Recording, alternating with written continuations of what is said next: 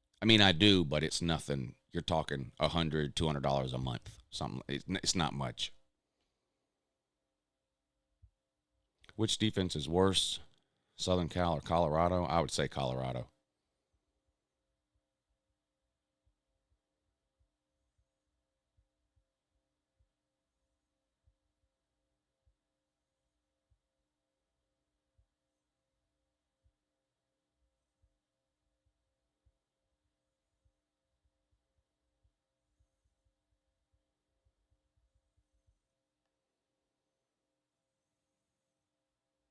Tinfoil hat, Lou. Yeah. I had fun with those, but I had to stop doing them for a couple of different reasons. Number one, too many people didn't get the joke. You know, there was too many people who would watch the tinfoil hat videos and legitimately get mad. They didn't get the joke. And number two, YouTube started kind of cracking down on like videos about sensitive subjects, and like a lot of the tinfoil hat videos, that's what they were. They were like, you know, me pretending to be a conspiracy theorist about certain things, or like whatever, political stuff. YouTube started not liking that kind of stuff, and too many people were getting mad, honestly. And like they were unsubscribing from my football channel because I made a video with a tinfoil hat on it called, I mean, do y'all remember how fucking weird those videos were? Like, well, let's just, here you go.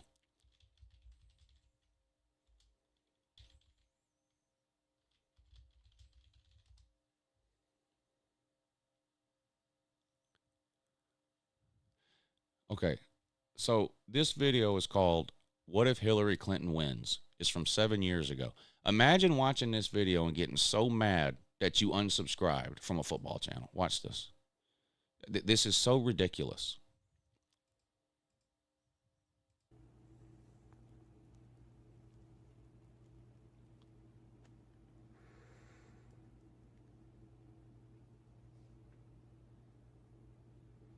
I mean, I'm like looking around pretending like the government is spying on me and shit.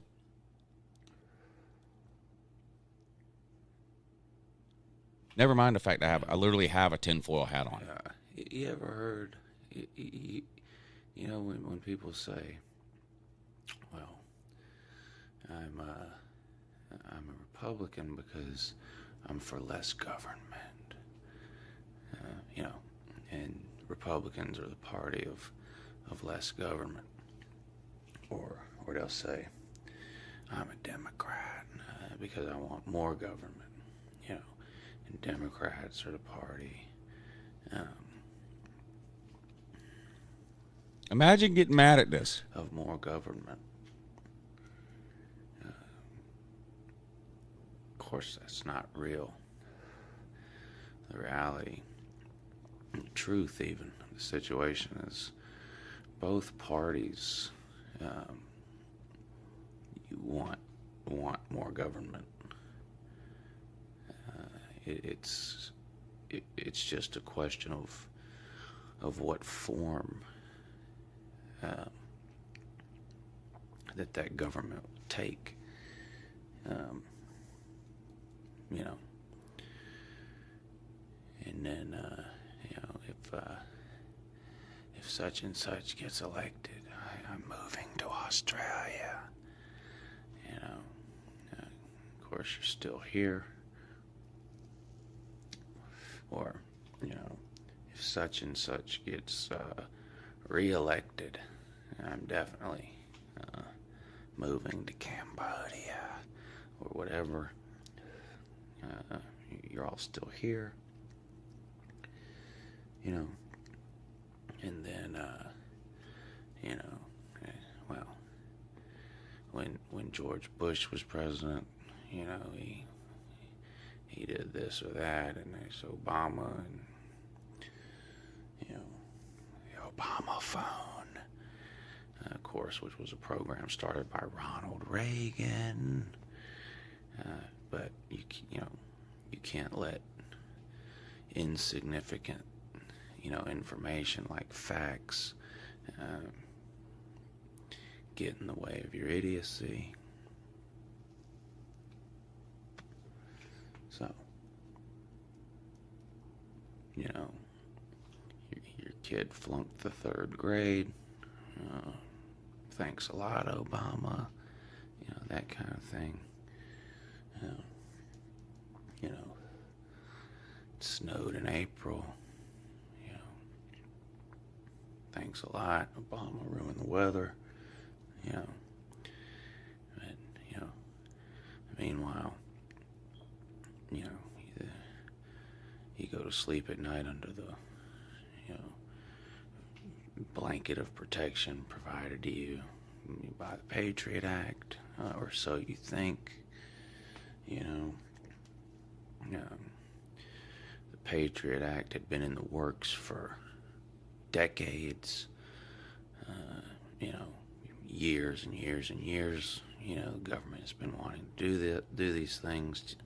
You know, they're waiting for the right time. You know,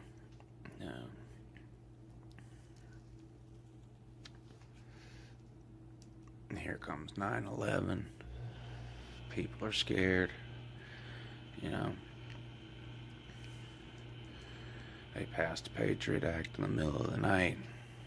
You know, you people are clapping and standing on the interstate, waving a flag around.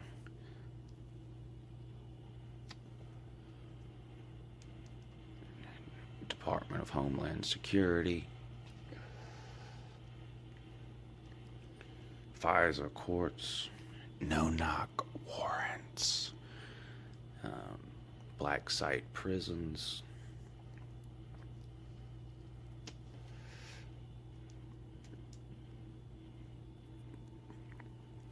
Yeah, they can arrest you and hold you without charging you under the Patriot Act, which is in direct violation of the Constitution.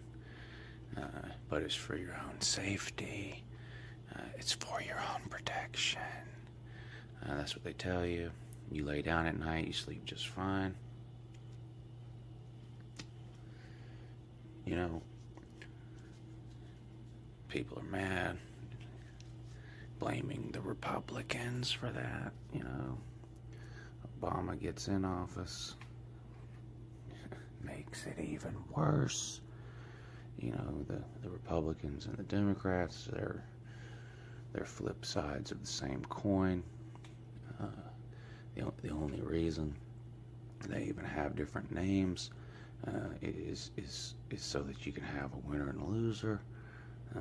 You know, so you can self-identify as one or the other, feel like you fit in somewhere.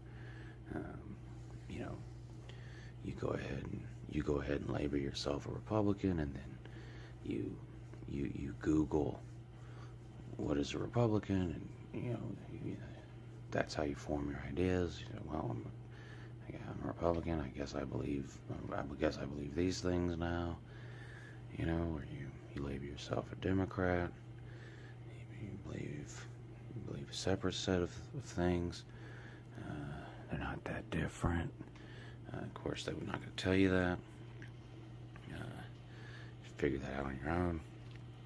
But, you know, Hillary Clinton voted for the Iraq War. What really can you say? It's the worst, probably the worst foreign policy decision in our nation's history. Definitely in Uncle Lou's lifetime. You know, you can trace the start of ISIS directly back to the fall of Saddam Hussein. There were no WMDs there. There was none there. It was a lie. But don't worry, we're going to take the oil, pay for everything. Meanwhile, we haven't taken the first drop because Saudi Arabia won't let us. But they're our friend. You know, can't say anything bad about King Abdullah, whatever the hell his name is. I don't know, and I don't care to. It doesn't matter. Obama, you know, he means business. Syria better not use chemical weapons. draws the line in the sand. Don't step over it aside. I'm telling you right now, don't do it. You know, Assad, you know, gets out of the shower, turns on Fox News. Here's what Obama says. First thing he does, gas his own people. You know, Obama goes on TV, says he was just kidding, not going to do anything. That's fine. ISIS will move in. They'll do it for you. It's a puppet army. But, you know, it is what it is. You know, Hillary Clinton and George Bush, not much difference between the two, truth be told. Which, if I'm saying it, it is the truth. You already know that. You know, you go in your house, you flip a light switch, light comes on. How did that happen? Who knows? Meanwhile, they send one electromagnetic pulse. They set that sucker off in the atmosphere. Internet's gone forever. You wouldn't know what to do. You wouldn't be able to ask Siri anything. You'd be lost. You wouldn't be able to get it from your front door to your mailbox without your GPS. You know, but don't talk about that. Power grid doesn't matter either. Infrastructure, who needs it? You know, why should we rebuild our own infrastructure when we can spend billions of dollars a year that we don't have? Rebuilding Iraq for the third time.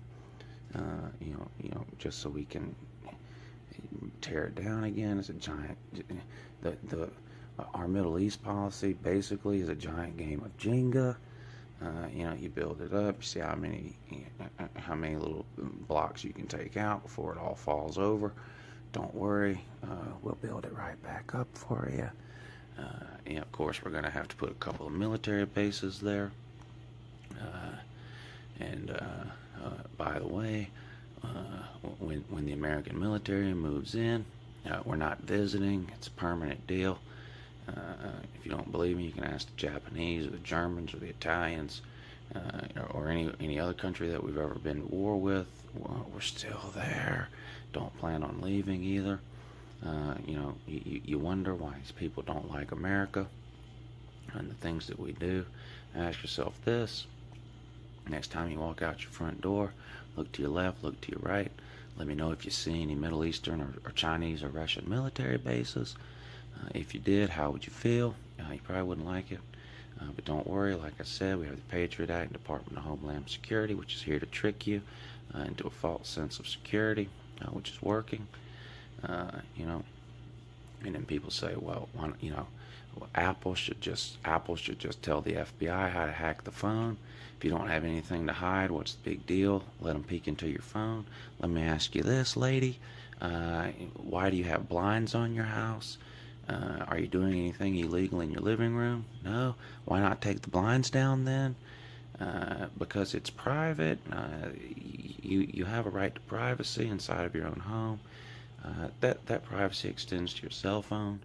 And Supreme Court agrees with Uncle Lou. Police have to have a warrant to look at your cell phone now, which is great. Probably won't last long though. Yeah. Your good friend Benjamin Franklin from back in the day, founding father. Yep, he went ahead and told you 200 years ago that you know, anybody that's dumb enough to give up their liberty for a little bit of security deserves neither and ends up with neither too. And that's where you're headed. You know, the Patriot Act, Department of Homeland Security. I've named them all already. Anyway, you know, Hillary's laughing the whole time. You know, you guys are, you know, people are freaking out. The Republican Party is never Trump. Hashtag never Trump. Anyone but Trump. They don't like Ted Cruz either. You know, what are you doing? You know, 28 Republicans or whatever it was ran for president. You whittle it down to Ted Cruz and Donald Trump. What are you doing? You know, you're watching the end of the Republican Party as we know it. It's going away. It's just the way it is. Now, this ended up being 100% accurate. This was in 2016, right before the election, before the Republican National Convention, when Trump won the Republican nomination. And Uncle Lou goes ahead and lets you know you're witnessing the end of the Republican Party as we know it. And now fast forward to today. Look at the Republican Party today versus 7 or 8 years ago. Whittle it down to Ted Cruz and Donald Trump. What are you doing? You know, you're watching the end of the Republican Party as we know it. It's going away. It's just the way it is.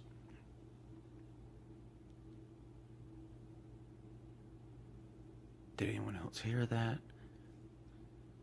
Okay, I gotta wrap this up. But anyway, yeah, so Hillary Clinton, not much different than George W. Bush, which was the worst president in my lifetime, and one of the top 5 presidents in the history of the United States. Complete disaster. Unfortunately, his disastrous policies will live on forever in the form of the Patriot Act, Department of Homeland Security. You can't put the horse back in the barn, whatever the saying is. I don't know. I don't own a horse or a barn, so I wouldn't know anything about letting a horse out of a barn or putting one back in. But that is a saying that people say all the time. Any power that you give the government is not temporary, regardless of what they tell you. You know, you give them an inch to take a mile. That's where that saying came from. It has to be. Some of what I've said in this video is real. A certain percentage of it is not real. It's up to you to figure it out. I hope for your sake Fox News tells you that's pretty much all you watch. But anyway, do what you have to do, I guess. Like I said, it's Hillary. There's nothing you can do. It's predetermined. The next president of the United States is going to be Hillary Clinton. Don't shoot the messenger. Be mad at Uncle Lou. You know, even if you are mad, there's nothing you can do. Tinfoil hat protects me. But I gotta go. But anyway, you know, pray about it, I guess. If you're, you know, that's what they say. If you're too lazy to do something that matters, you can always pray about it. So have a great day.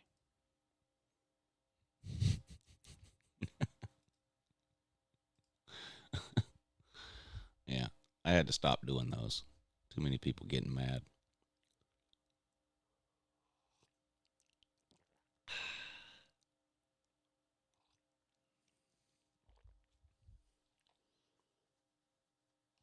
I made like 5 of those in a week. That one was called "What If Hillary Wins." I made one called "What If Trump Wins." I made one called "What If Bernie Sanders Wins." I did like 4 or 5 of them for every candidate.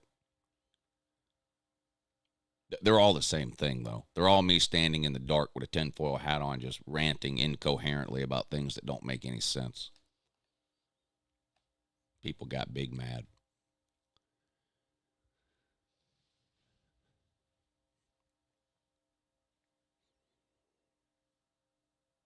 I had to stop doing those.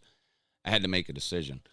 I told myself, if I'm going to piss people off to the point where they unsubscribe, it's going to be because of football reasons, not for tinfoil hat reasons.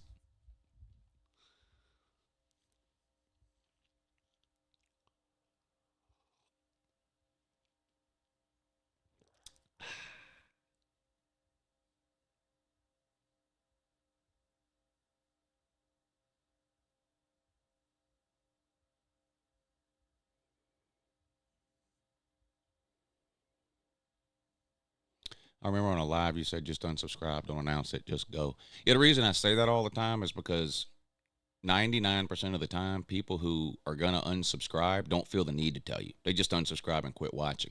Usually if someone tells you I'm not watching you anymore, that's a lie. They are going to keep watching. Yeah, lunch money tonight at 10.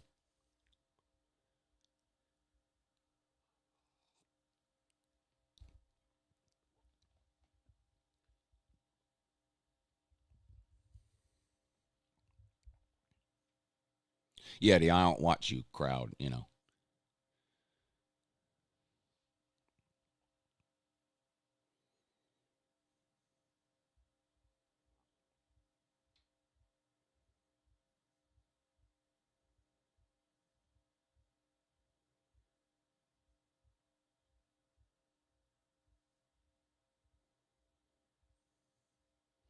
Huge upset this weekend for Clemson over to Orange. Yeah, shout out to Clemson. They won a Power 5 game. So far, I'm 5 for 5 on Clemson games for my preseason predictions. I had them losing to Duke, winning their next two, losing to Florida State. I had them beating Syracuse, too. I guess I need to update the picture. Let's do that now.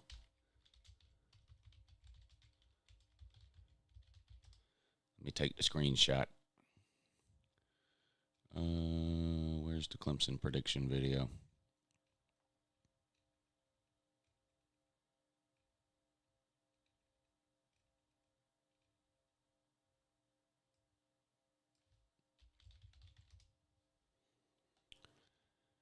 There it is. It's bow time. A leg and thigh dinner from Bojangles for just $5.99. A leg and thigh dinner from Bojangles for just $5.99. Clemson, I think, is going to get better as the season goes. The video. At this point, stadium, it's almost like practicing for the triple option. I don't mean that it is the triple option. I mean that it's such a unique offense that nothing you do preparing for Syracuse or Florida State or Duke, nothing you do preparing for those teams helps you to prepare for Wake Forest. It's a totally separate, just unique offense that they run, but I think Clemson gets the win. Wake Forest without Sam Hartman, to me, not nearly as dangerous. I'll take Clemson to win that one at home, and then you head into your bye week. Come out of your bye week, go on the road, and you play Miami.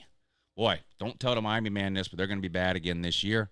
I think Clemson gets the win on the road at Miami. Back-to-back road games can be tricky. In fact, this is a 3-game stretch here that Clemson really needs to be careful. They are better than all 3 of these teams, I think, including Notre Dame. Clemson, I think, is going to get better as the season. All right. Let's update the picture here.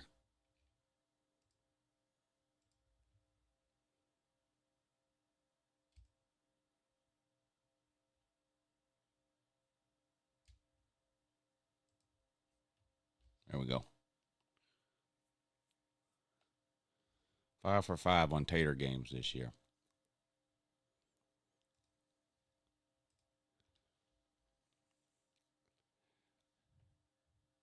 Yeah, right now I'd probably pick Miami in that game. Where's that game at? At Miami? Yeah, I'd probably pick Miami in that game right now.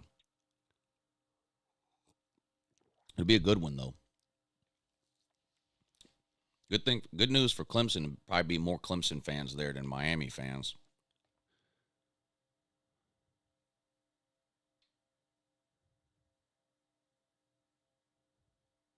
Bill Burr wants to go to an amazing SEC game. Where do you send him? The Iron Bowl.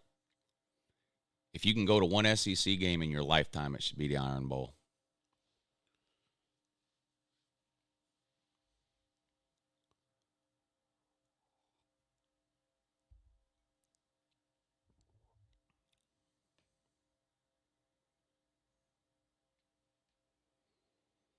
I think those LuTube hoodies are still on there. I need a new one too. Mine still fits, but it's faded.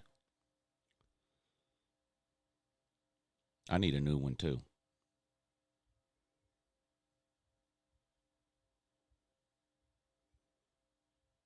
Clemson may win out. Oh my. Boy, you got to love college football fans, man. The glass is constantly high. It doesn't matter. An 0-8 team thinks they're going 4-8. I love college football. A team can start 0-8. Their fans think they're going 4-8. It's unbelievable. I absolutely love college football.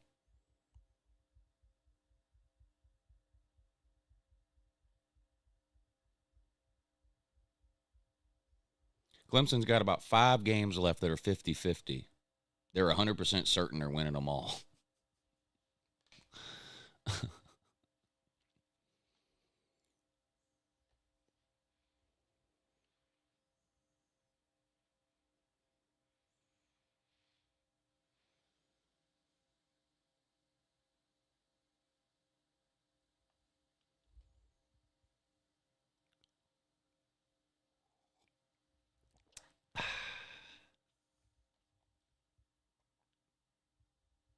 You got to love it.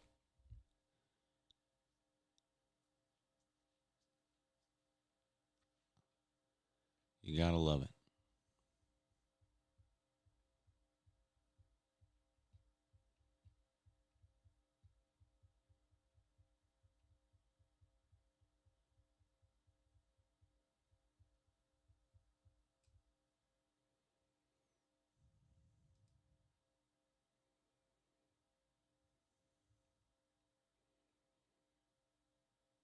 So Riley Leonard had a high ankle sprain.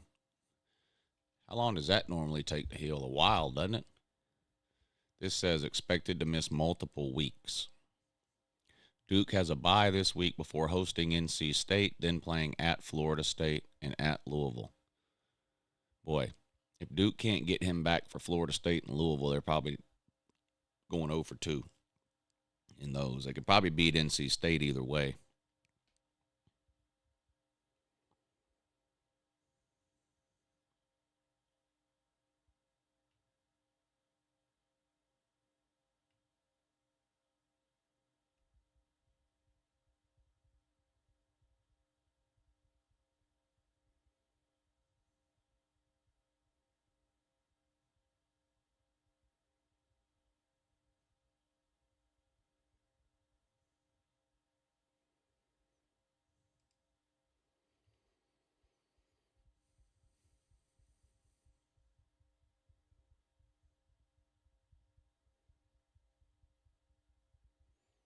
If he was at UJ, a high ankle sprain would wrap his career up. Yeah. Yeah. Probably. Probably.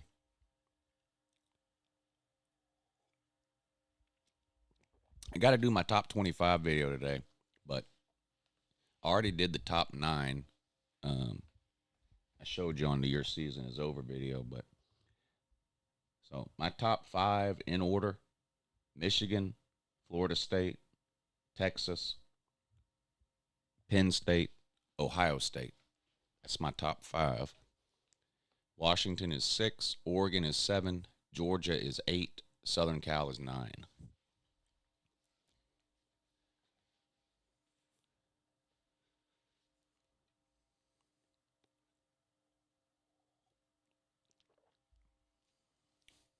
Brew McCoy had to have surgery on his leg and ankle.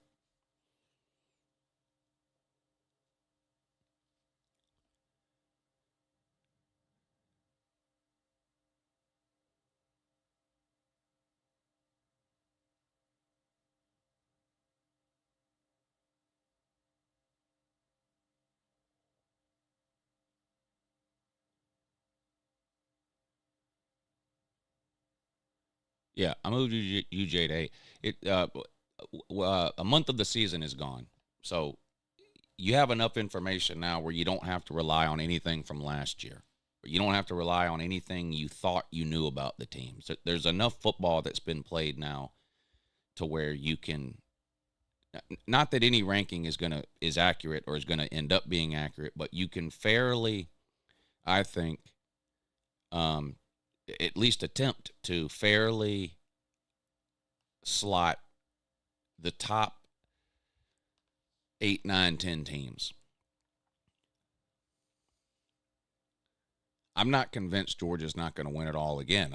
I think Georgia's got a good chance to win it all again and make the playoffs. But I think all the other teams ahead of them also have a good chance of winning it all or making the playoffs, and they've all been more impressive to me this year than Georgia has. Overall. I'm not talking about any one game. This ranking is not based on what happened Saturday or what happened in week 2 or what happened in week 4. This ranking is based on everything I've seen through the first month of the season. Every team I have ranked ahead of Georgia has looked better than Georgia this season, in my opinion.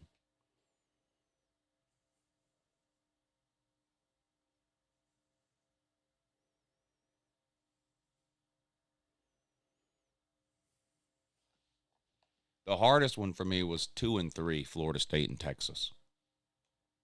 Like, I'm confident in that top 3, Michigan, Florida State, Texas. I'm not confident on the order. I'm not even that confident in Michigan at number 1, to be honest. The reason I'm leaving Michigan so ranked, since February, I've had Georgia 1, Michigan 2. Since February. Michigan doesn't have any really impressive wins. That's because of the schedule they've played so far. But they don't have any games like Georgia either, where they've had to come from behind in the second half to beat inferior teams. They don't have that either. They've mostly been in control of all of their games from start to finish. So I don't have the scary games for Michigan like I do for Georgia to justify moving Michigan down right now.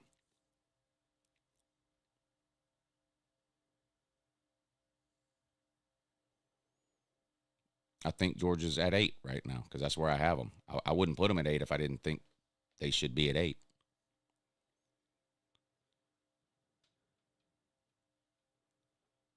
It doesn't mean I think Georgia's the 8th best team. This is where I think teams deserve to be ranked through 1 month of the season.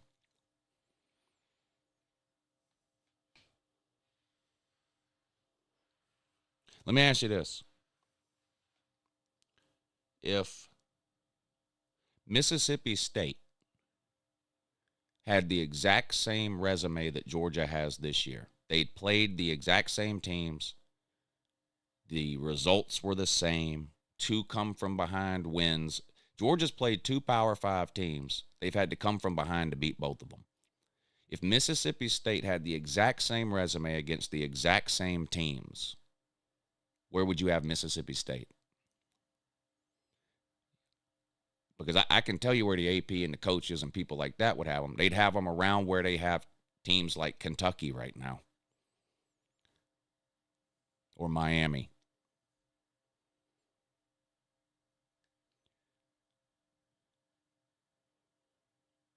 So even having Georgia at 8 is you still have to, in your head, in order to justify putting Georgia at 8, you have to say, well, they've won 2 national titles in a row. They've won 22 straight games. They recruit really good. Like, there's nothing you've seen Georgia do on Saturday this season that tells you they're a top 8 team. Nothing. So even at 8, I'm still giving Georgia a lot of benefit of the doubt. And just because I have them at 8 doesn't mean I think they would lose to the 7 teams ahead of them. I don't do power ratings. I do rankings. I'm not saying my rankings are right. People, if you look at 100 different rankings, there's 100 different rhymes and reasons that people use of why they rank teams where they do. I don't have a problem with somebody having Georgia at 1 or 4 or 6 or 2. But I do my rankings. I try to do my rankings based off of how I think a team has looked over the course of the season. The most important factor is record, but it's not the only factor because the schedules just aren't the same in college football. We all know that. So to me, the most important part of any sport is winning. So you have to reward winning, but it's not the only factor. Because at some point, you have to be able to differentiate teams who have the same record, right? If you have 2 teams that are 4-1, you have to decide which of those 4-1 teams you think should be ranked higher than the other. So record is not the only thing that matters. If it was, it would be easy to rank the teams. All the undefeated teams would be tied for first. If there's 10 undefeated teams, then everybody with 1 loss would be tied for 11th. Right? But we all know that's just not realistic. You have to try to differentiate between teams with the same record. And right now, everybody that I have ranked ahead of Georgia, I think has looked better over the course of the season than Georgia has.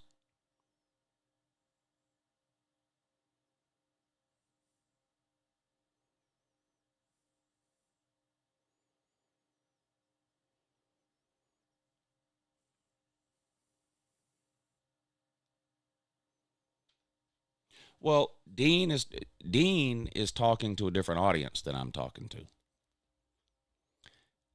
YouTube channels or media members who specifically cover one team, they have to pander to the Disney base of that fan base, right? If if you run a Georgia only channel like Dean Legge does, and you come on and you're critical of Georgia, you're going to run all your viewers away. The people that are attracted to a Georgia only channel don't want to hear anything bad about Georgia. So people like Dean, people who run, and there's channels like this of other teams too. But if you make a decision that you're just going to cover one team, you're just going to focus on one team, you have to be sunshine and rainbows.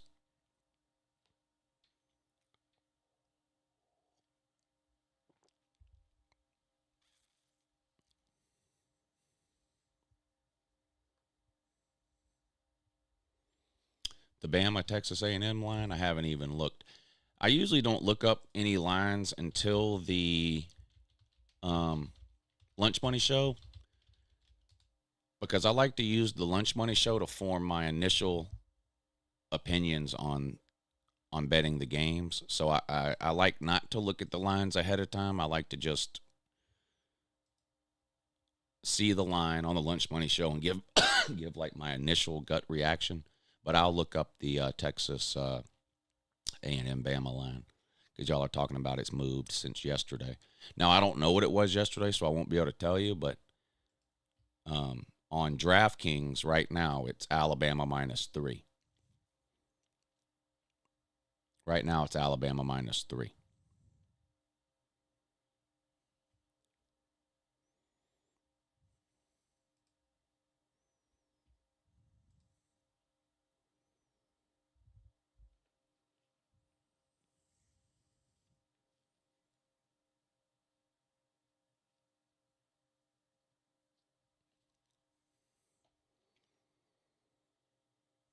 Can't tell the Baloney Bears nothing either. That's why people like Baylor, man, are irritating to them. Well, yeah, like I don't like to only hear good things about my team, but I'm in the minority. Most fans, now not people that are on this channel, but the people that are on a channel like mine are diehard college football fans. Yes, they have a favorite team, but they enjoy all of college football.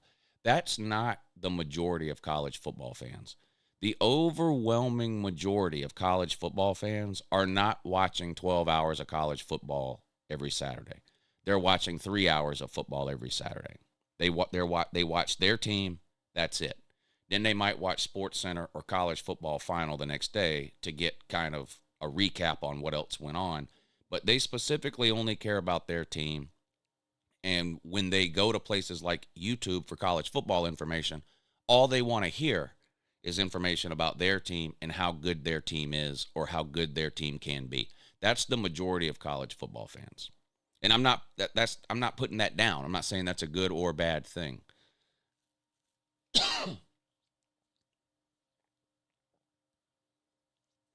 What I do, or what I try to do on YouTube, is probably the worst business model you could possibly have. It's definitely the hardest. If you're going to cover all of college football, the smart thing to do is to lie and hide who your favorite team is. Like Josh Pate or whoever else that covers football, college football on a national level. Because the minute people find out you're a fan of a certain team, they refuse to believe that you're able to talk about anything other than that team objectively. And I see it on my channel all the time. You know, when Florida and Tennessee play every year they play. Whichever team I pick to lose, I get hundreds and thousands of fans from the team that I picked to lose that show up in the comment section and tell me you're only picking them to lose because you're a Georgia fan and you hate Florida. Or you're only picking them to lose because you're a Georgia fan and you hate Tennessee, whoever I pick to lose. It's hard to openly be a fan of a team and run a college football channel that doesn't just focus on that team. It's hard to do because a lot of people just, they don't want to hear. They don't want to hear about their team from a Georgia fan or from a fan of any other team. They don't want to hear it. But I don't want to hide the fact that I'm a Georgia fan. And I love all of college football, you know. I mean, when Georgia plays UT Martin and these teams, I'm watching other games. I'll have the Georgia game on, but it's not even the game I'm paying attention to. Like, I watch 3, 6, 9. I watch a minimum of 9 games every Saturday. Usually between 10 and 12 because of the late night games. And then, I'll watch the first half of whatever game, but if it ends up being a blowout, I'll turn it off and watch the second half of a different game. So I'm watching like half of like 20 games. And just most people aren't that way. And to be fair, most people can't be that way because it's not their job to watch college football. So they can't sit around on a Saturday for 12 hours and watch football, you know. They've got to work in the yard, or they got to do something with the kids, or they got to go to work, or they got to do something with their wife or whatever. And so, I mean, I'm lucky to be able to sit around and do it. Extremely lucky. But it's hard to openly root for a team but then cover all of college football. That's really hard to do. But I can't do just a Georgia channel because I can't pump enough sunshine to please the Georgia fans who are looking for that content on the internet. I can't. If I'm unhappy with something about Georgia, it's impossible for me to hide it.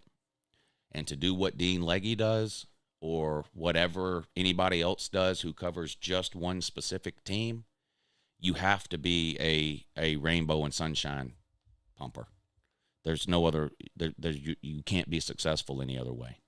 So I don't knock what Dean does.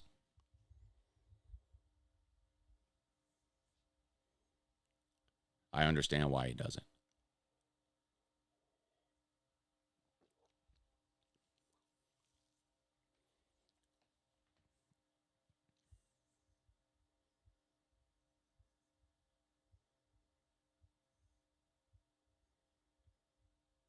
Voting in the Patreon, which game do you want, Lou? Doesn't matter to me because I watch them all. So it really doesn't matter to me one way or the other.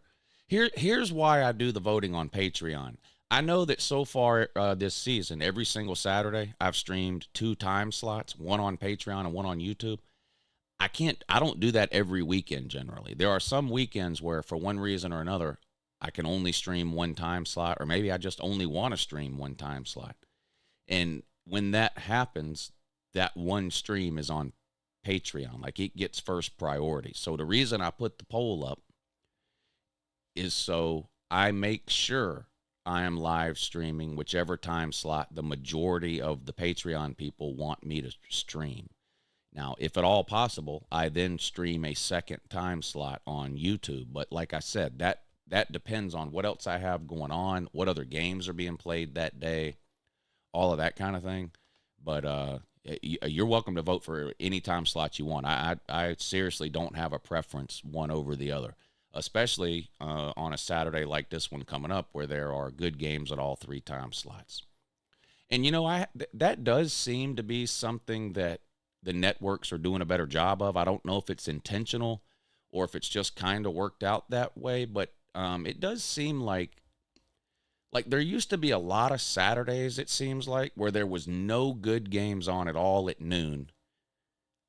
Maybe 1 good game on at night and like 6 good games on at 3:30. And you'd sit around and go, why can't they spread these out more?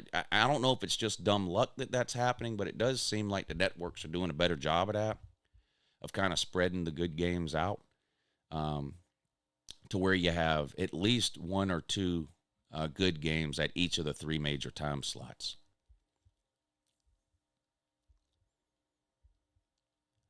Yeah, I know, Jay, and I do appreciate that, wanting me to have the best chance to make the most money. But the thing is, making Patreon people happy is the best way for me to make the most amount of money, because I'm dead serious. Without the Patreon page, I would be in trouble in the off season.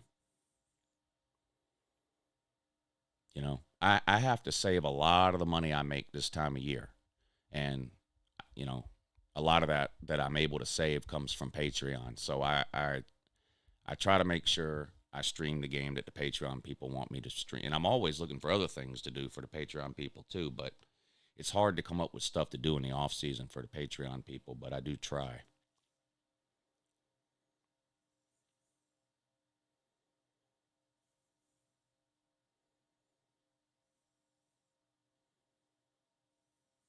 I pay my tithes to the Church of Uncle Lou. I mean, I sure appreciate it. I said earlier, but September just ended.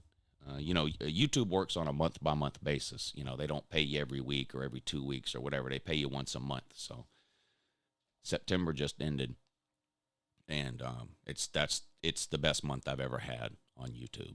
So I appreciate all y'all that watch the videos, share the videos, comment, thumbs up, participate in the comment section on the live shows, join the Patreon streams, the super chats, all of that. All of that is combined to make September the best month I ever had on YouTube.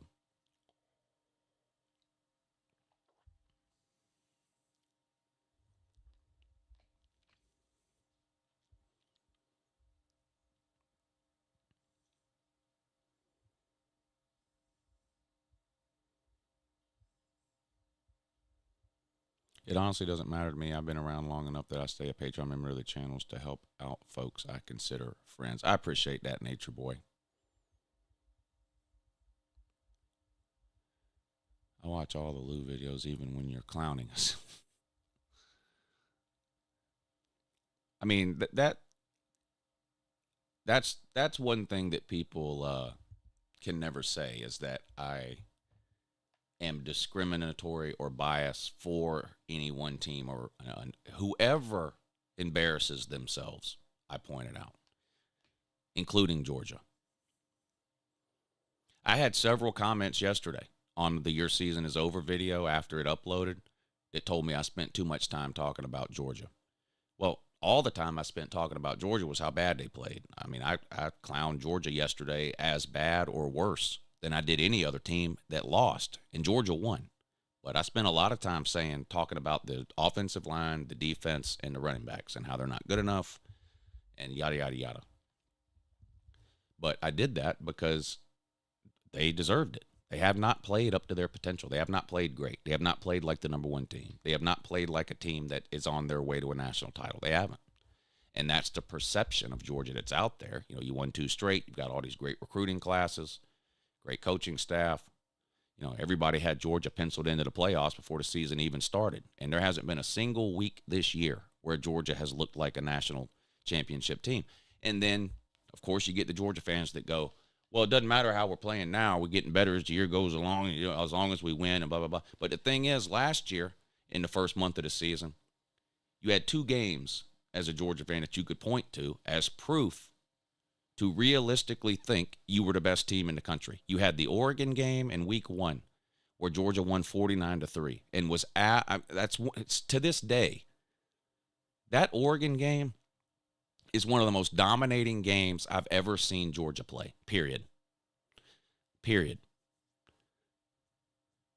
And then you had the South Carolina game 2 weeks later, same thing.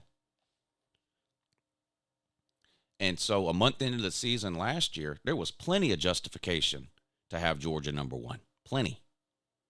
Now, at the time, the trolls were telling me it didn't mean anything. Oregon's terrible, blah, blah, blah, blah, blah. But, I know what that is when I read it.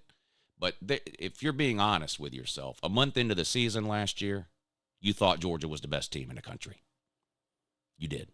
Now, you may have had hope that your team could get better or that Georgia would get worse or that if you played Georgia, things could go your way and you would win. But a month into the season last year, any human being with a brain could see that Georgia was the best team at that time, a month into the season. That's not the case this year. That's not the case.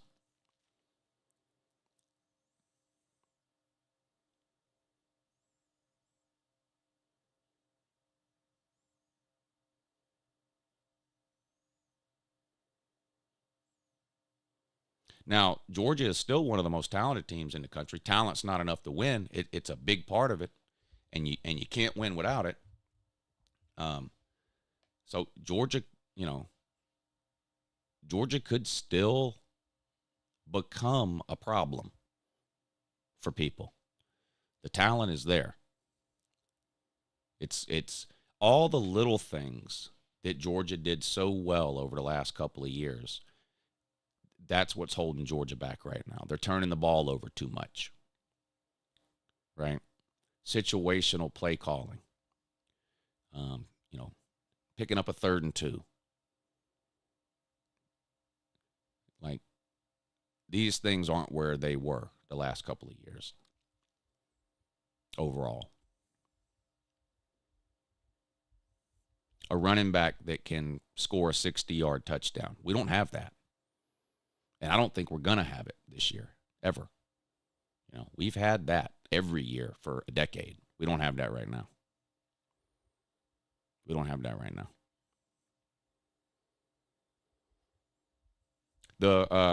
Y'all watched the Florida-Kentucky game, right? The 75-yard touchdown run that Ray Davis had in the second quarter. Do y'all remember that? For Georgia, that's a 40-yard gain, not a 75-yard touchdown.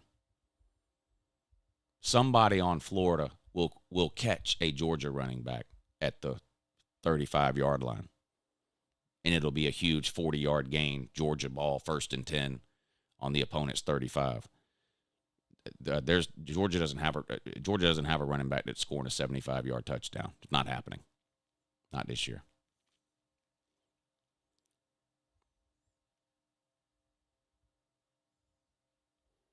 Yeah, Leary's been terrible this year. This is a bad matchup for Kentucky.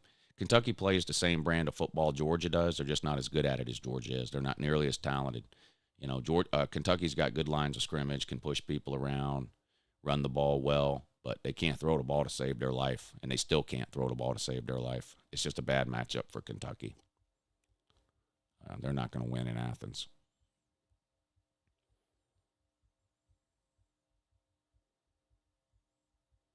Kentucky's great against the run, but Georgia doesn't run the ball. We can't run the ball. So it's going to be the Carson Beck show again on Saturday. Carson Beck might have 400 yards passing this Saturday because we're not going to be able to run the ball on Kentucky.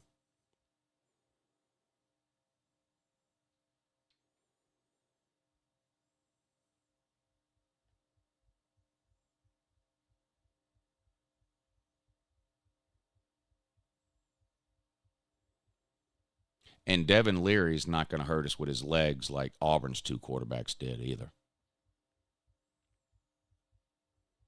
D4 says, you got my watch hours and likes asshole. Hook 'em. I appreciate that, D4. I appreciate that, buddy. If Florida loses to Vandy, please just put their helmet on the floor. God dang. Wish we could play Kentucky and y'all take A&M. Well, you play Kentucky. So. Yeah, but I'd love to play Texas A&M. They're not any good. They haven't been any good since 2012. I don't know why you're worried about going to play Texas A&M. That's not the sign of somebody that's very confident. They're on a backup quarterback, blown out by Miami. All they do is disappoint every single year. I don't know why you're worried about going to play on the road at A&M. I don't understand that at all. You just got done telling everybody at the start of the show how Jalen Milroe's the best quarterback in the SEC. We know you have the best defense in the SEC, so what the fuck are you worried about?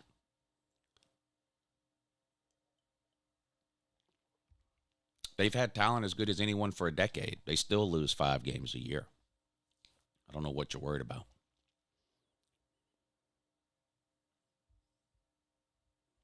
If Florida loses to Vandy again, Lou needs to make a video of him putting their helmet out his front door. Yeah, the Gumps are scared of the ROTC school. I don't get it. I don't get it.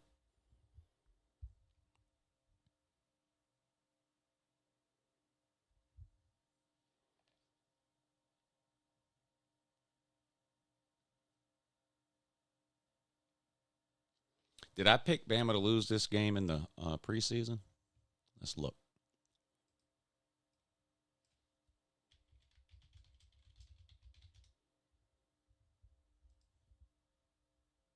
And the results are in. Tom, you are 99.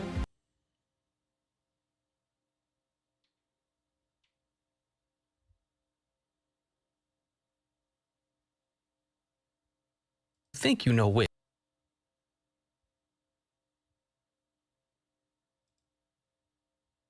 The Alabama Crimson Tide, a trap game, a danger game, Yes, I had Bama losing this game in the preseason. So far, I'm dead on the money with Bama. We'll see.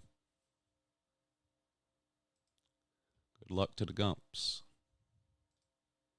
Good luck to the Gumps.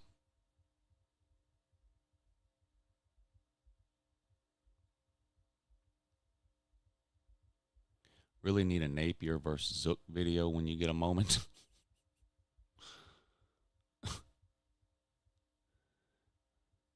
Lou, who do you have in the Tennessee-Texas A&M game next week? I'll let you know next week. Can't predict games 2 weeks out. I mean, you can, but why would you when you can see another week's worth of football first? So let's see what Texas A&M does against Bama. Tennessee, I think, is off this week, if I remember right, which is only fair. You win your Super Bowl, you shouldn't have to turn around and play the next week. A&M students camped out at Kyle Field last night for tickets to the Gump game this weekend.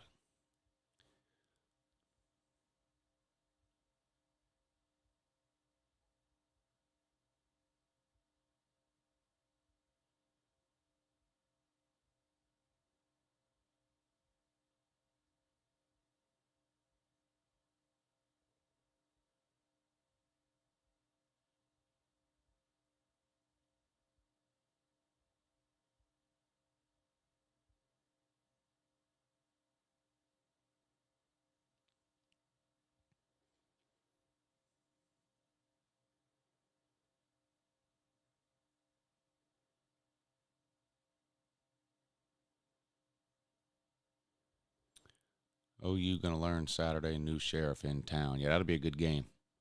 Texas, Oklahoma. That one comes on at noon. Let me look at, I don't even know. Let me look at the Patreon. I don't even know what they're voting on. I put the poll up yesterday, so there's probably a lot of votes on there already. Let's see. Prime time right now is winning with 66% of the votes. That is the Georgia-Kentucky game. Georgia-Kentucky at 7 o'clock.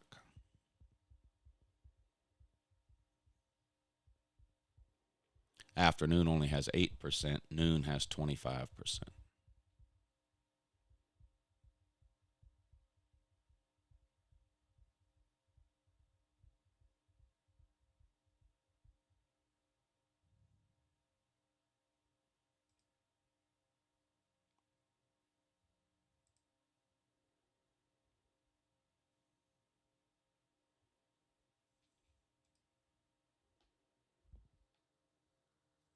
Georgia with another night game. Yeah, after going a couple of years without one, it seems like they've had a couple of them already this year.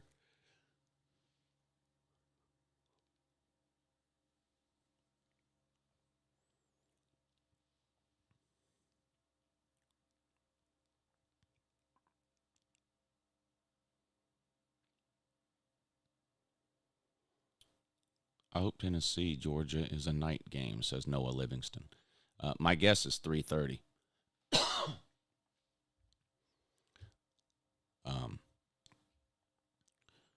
Let's see.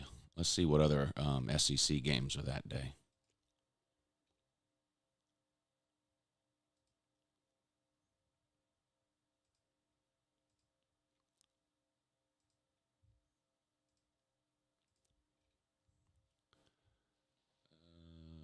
Got to go back a week.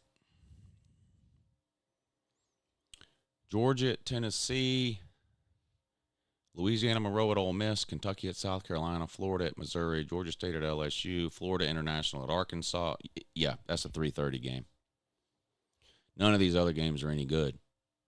You know, CBS gets first pick, so it's going to be Georgia at Tennessee, 3:30.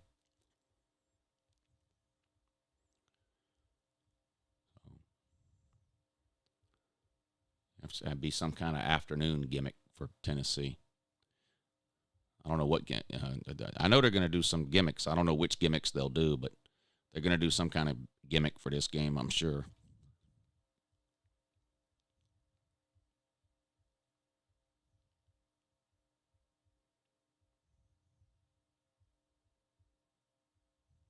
But none of these other games are any good. I mean, Kentucky at South Carolina is probably the second best game. So it'll be Georgia-Tennessee will be the 3:30 game on CBS.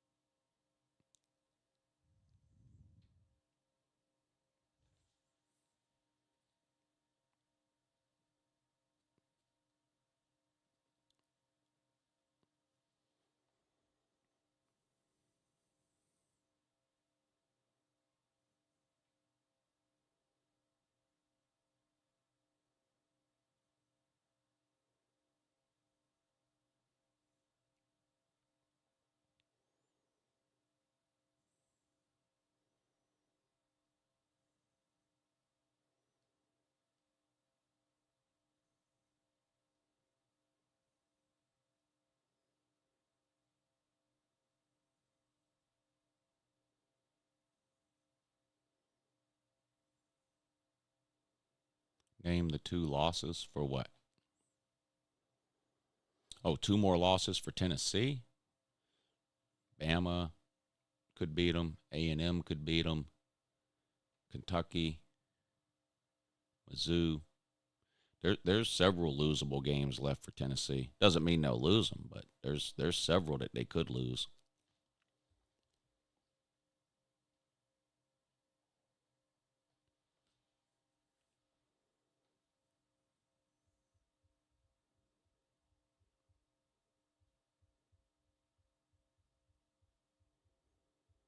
Show the kicker some love. Bama got the best kicker and punter in the country. I don't know. Georgia's got a really good punter, too.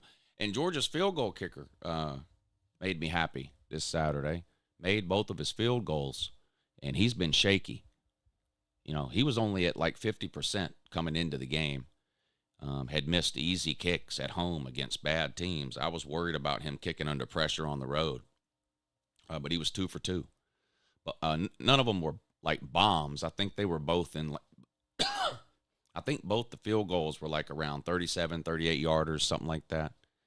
But he made both of them, which was good to see because he didn't have a good start to the season, Georgia's field goal kicker.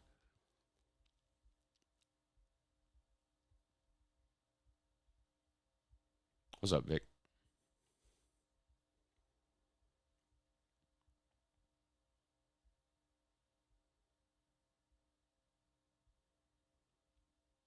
Is Maryland a big deal? I think the same thing about Maryland I thought last year. I think they're good enough to beat one of the big 3 in the Big Ten East. I don't know if they will. They're not good enough to win the Big Ten East, but I do think they're good enough to knock off one of the big 3. They catch them at the right time, right place, right circumstances, things go their way, that kind of thing. So they get their first chance this week on the road at Ohio State.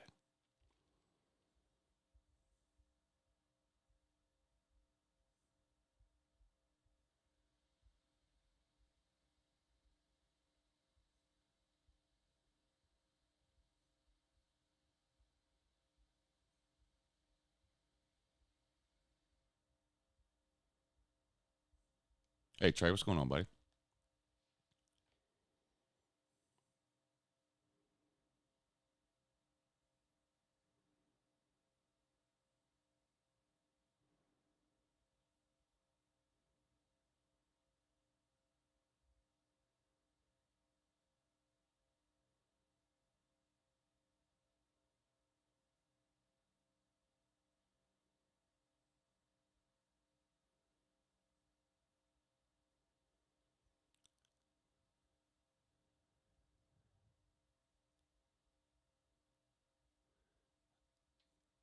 Menu idea for this weekend, says Huffer Billy Paul.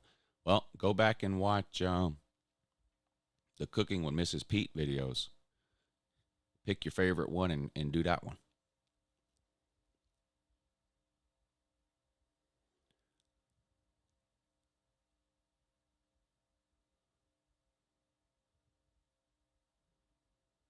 I don't know what I'm going to do this weekend either.